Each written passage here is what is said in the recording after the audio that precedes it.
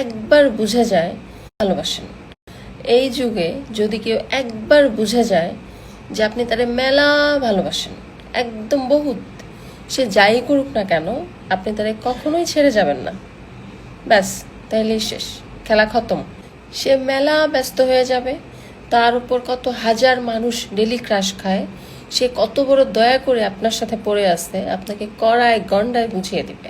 আর নয়তো এমন ইগনোর করবে যে আপনি অবাক হয়ে ভাবতে বসবেন যে হায়, এই মানুষটাই না কয়দিন আগে আমার জন্য পাগল ছিল, আমাকে পাগলের মতো ভালোবাসতো।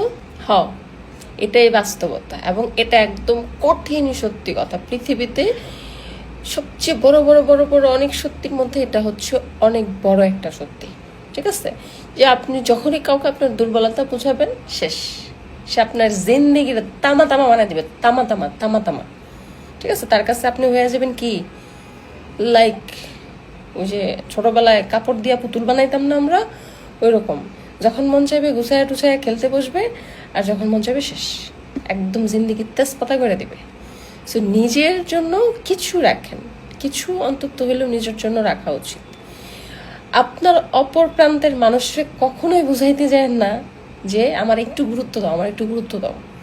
যে গুরুত্ব দেয়ার সে গুরুত্ব এমনিতেই দিবে, জোর করে গুরুত্ব নেয়ার কোনো দরকার নাই। আর যখনই আপনি জোর করতে যাবেন, যখনই আপনি বুঝাইতে যাবেন যে ভাই আমি তোমার একটু, তুমি আমাকে একটু গুরুত্ব দাও, আমাকে একটু ফোকাস দাও, ব্যাস শেষ। তাহলে আপনার মানে শেষ করে দিবে, পাগল বানায় দিবে, পাগল পাগল পাগল। শেষে আপনার মনেই বোঝে না, আমার মনে হয় মানসিক সমস্যা আছে, আমার মনে হয় মানসিক রোগী, তার জায়গায় সে ঠিক আছে, আমার মনে হয় একটু পাগলা কাটাতে যাওয়া উচিত, আর নাহলে আমার কাউন্সিলিং করানো উচিত, ব্লা ব্লা ব্লা, অনেক কিছু আপনার তখন মনে হবে, নিজের পাগল মনে হবে। এরকমই হচ্ছে।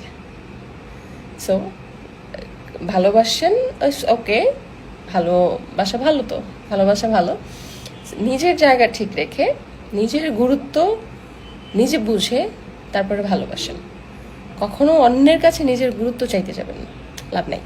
এখন আমার এই ভিডিও দেখে কিছু কিছু মানুষ আছে যারা একা একা হাসবে, নিজে নিজে হাসবে, আর বলবে তুই কি চিজ, তুই নিজের স্বভাবগুলি মানুষের উপর সুন্দর করে চাপাই দিতেছিস, তুই যখন করিস তখন কোনো দোষ নেই, আর এখন বয়ান দিতে আসছে। হ্যাঁ, আমি জানি তো কিছু মানুষ আছে যারা আমার ভিডিও দেখে এটাই বলবে, থাক, বললে আর আমার কি করার, যা সত্যি তাই বলছি।